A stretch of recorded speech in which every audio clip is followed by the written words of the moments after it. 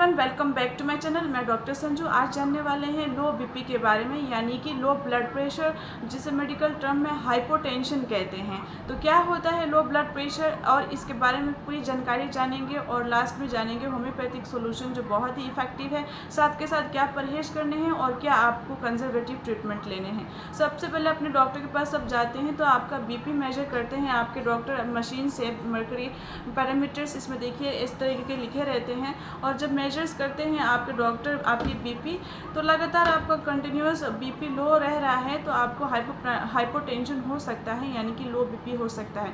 कैसे समझेंगे कि लो बीपी है? लो बीपी को समझने से पहले समझ लेते हैं ब्लड प्रेशर क्या होता है। सपोज दैट आपकी बॉडी में पाइप पे दौड़ते हैं जिसमें से ब्लड पूरे शरीर को मिलता है।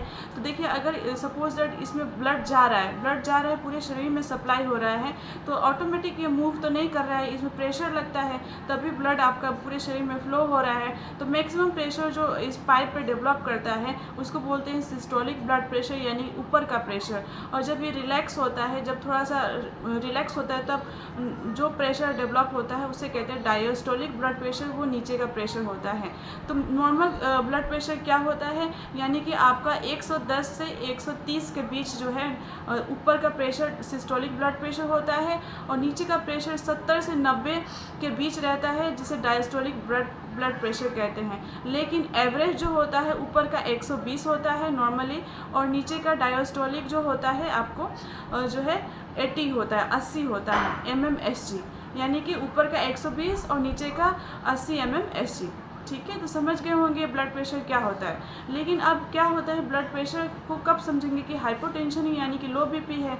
जैसे कि मैं बताई 110 से 130 के बीच रहता है, लेकिन अगर ऊपर का जो प्रेशर 110 के नीचे आ गया तो जो है लगातार आपको 110 के नीचे आ रहे हैं सिस्टोलिक ब्लड प्रेशर, और नीचे का जो प्रेशर है नॉर्मली 70 से जो है 90 तक रहता है, लेकिन 70 से नीचे हो रहा है लगातार आपका, तो वो दोनों कंडीशन जो है ऊपर का जो है 110 से नीचे और नीचे का जो है 70 से नीचे रह रहा है, तो हाइपोटेंशन है। तो आप समझ रहे होंगे हाइपोटेंशन तब कहेंगे लगातार बना रह रहा है। सपोज दैट ये मर्करी में जो ये मशीन में आपको पैरामीटर्स रहते हैं, तो यहाँ पे 120, 140 ऐसे लिखा रहता है, 160। अब देखिए 110 यहाँ पे 120 है और 110 यहाँ पे आएगा बीच में। 110 से नीचे बना रह रहा है ऊपर का प्रेशर, तो वो हाइपोटेंशन में आएगा। और जो 70 से 90 डायस्टोलिक ब्लड प्रेशर होता है, 70 से नीचे आता है तो हाइपोटेंशन है आपको।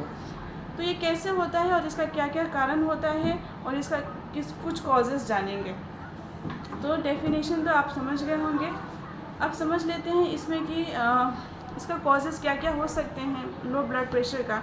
सबसे पहले इसका कॉजेज़ अननोन होता है, यानी कि पता ही नहीं चलता है। दूसरे इसमें कारण जो हो सकता है ऑर्थोस्टैटिक हाइपोटेंशन, यानी कि आप कभी कभी ऐसा होता है कि आप एक करवट लेटे हैं और अचानक आप उठे तो आपको बीपी लो हो सकता है, यानी कि आपकी बॉडी का पोस्चर चेंज होता है, तभी भी लो ब्लड प्रेशर हो सकता है।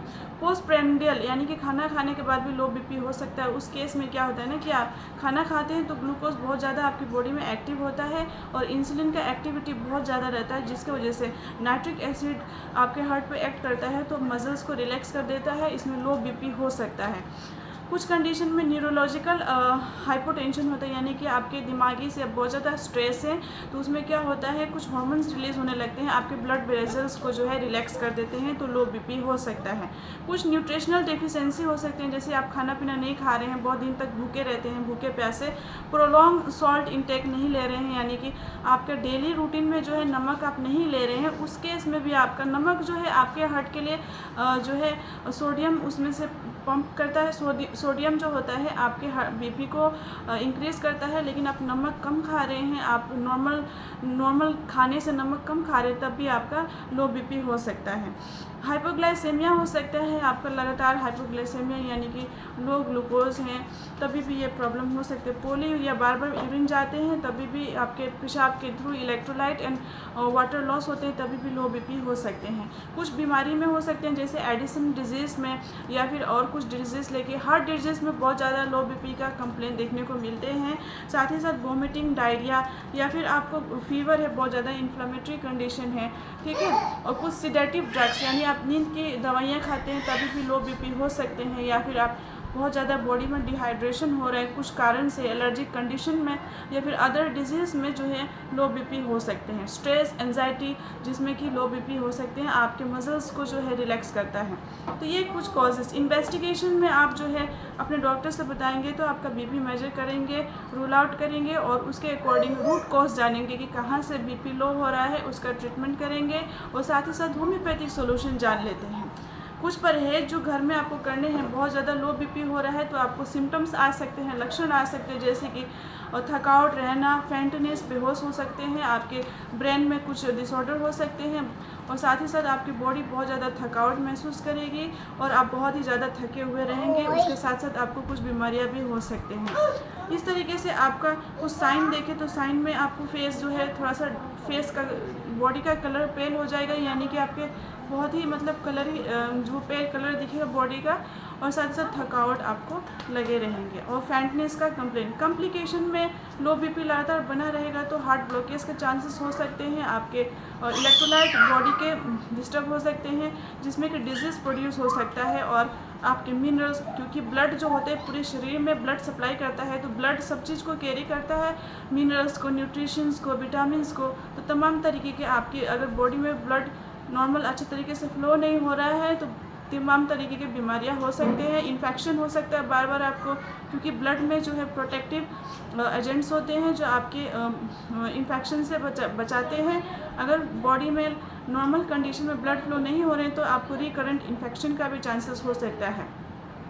तो ये कुछ कंडीशन है जो कि कॉम्प्लिकेशन में बता ही दी। ज़्यादातर हार्ट डिजीज़ से कॉम्प्लिकेशन होने का चांसेस रहता है, कार्डियक ब्लॉक होने के चांसेस रहते हैं, हार्ट फेलियर के चांसेस रहते हैं, मायोकार्डियल इन्फार्क्शन के चांसेस रहते हैं और कॉम्प्लिकेशन में लगातार अगर ऐसा बना रहे तो किडनी पर बहुत ज़्यादा इफ़ेक्ट कर सकता है, किडनी पर डैमेज होने का चांसेस रह सकता है।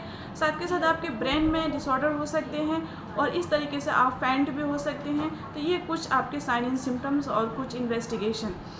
अब चल लेते हैं इसमें होम्योपैथिक सॉल्यूशन जान लेते हैं। सबसे पहले होम्योपैथिक सॉल्यूशन जानेंगे जिसकी वजह से अगर अचानक कोई चीज़ हुआ, आपको डर भय वाला चीज़ या सडनली कुछ हुआ जिसकी वजह से आप डर गए हैं, फियर हो गया है, आपका बीपी लो हो रहा है, तो एक्ोनिटम नेबुलस बहुत ही इफेक्टिव है। सडनली आपको डिजास्टर्स हुए तो एक्ोनिटम नेबुलस बहुत ही इफेक्टिव रिजल्ट्स देता है। नेक्स्ट मेडिसिन की बात करें Viscum album. Viscum album 30 potency में इफेक्टिव रहेंगे जब आपके बीपी लो रहेंगे, आपके ब्लड वेसल्स यानी कि आपके जो खून की नलियाँ हैं वो रिलैक्स हो रहे हैं, डायलेट हो रहे हैं और जिसकी वजह से आपके ब्लड प्रेशर भी लो रह रहे हैं तो विस्कम एल्बम काफ़ी इफेक्टिव है। इसमें ऐसा लगता है कि आपके चेस्ट रीजन में बहुत ही वेट रखा हुआ है, मतलब आपको भारीपन महसूस होगा और स्क्वीजिंग महसूस होगा, इसमें लगेगा कि सीने में कुछ भारीपन रखा हुआ है। नेट्रोम्यूर की बात करें, जैसे नेट्रोम्यूर जो है सोडियम को स्टिमुलेट करेंगे, सोडियम जो है होते हैं बहुत ही अच्छे रहते हैं, सोडियम को आपको लेने चाहिए और साथ ही साथ नेट्रोम्यूर जो है बहुत इफेक्टिव है उसके जब आप सॉल्ट इंटेक नहीं करते हैं, आपको नमक की कमी होता है शरीर में जिस वजह से बीपी लो होता है तो नेट्रोम्यूरेटिकम उस केस में थोड़ा हेल्प करते हैं और आपको सिम्टम्स मैच करें तो बहुत ही बेनिफिशियल रहता है।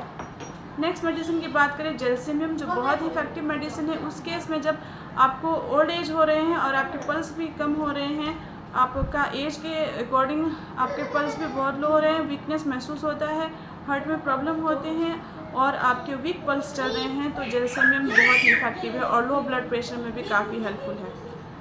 तो ये कुछ मेडिसिन्स है और साथ के साथ इसमें आपको घर में ही अपना उपचार करना है, कंजर्वेटिव ट्रीटमेंट करना है। लो बीपी हो रहा है तो इलेक्ट्रोल पाउडर ज़रूर रखें, इलेक्ट्रोल पाउडर आपको घोल के पीना चाहिए और साथ ही साथ इन्फ्यूजन भी करना पड़ सकता है, ब्लड लिक्विड इन्फ्यूजन जिसमें कि आपको सलाइन वगैरह भी करना पड़ सकता है। अकॉर्डिंग टू द सिम्टम्स और लक्षण आपको आपके डॉक्टर बताते हैं क्या करना है। तो ये कुछ होम्योपैथिक सॉल्यूशन था और कुछ कंजर्वेटिव ट्रीटमेंट, तो ये आप अपने इस तरीके से मेंटेन कर सकते हैं। किशमिश को आप इंटेक कर सकते हैं घर में, तो किशमिश खाने से आपके ब्लड प्रेशर मेंटेन रहेंगे। लो बीपी के केस में बहुत अच्छा बेनिफिशियल रिजल्ट मिलते हैं, तो आप किशमिश को इस्तेमाल कर सकते हैं खाने में।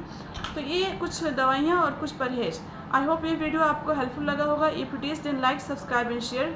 वीडियो पसंद आए तो शेयर ज़रूर करिएगा। कोई भी क्वेरीज हो कमेंट सेक्शन में ज़रूर बताइएगा। कोई भी मेडिकेशन अपने डॉक्टर से कंसल्ट करने के बाद ही लेंगे।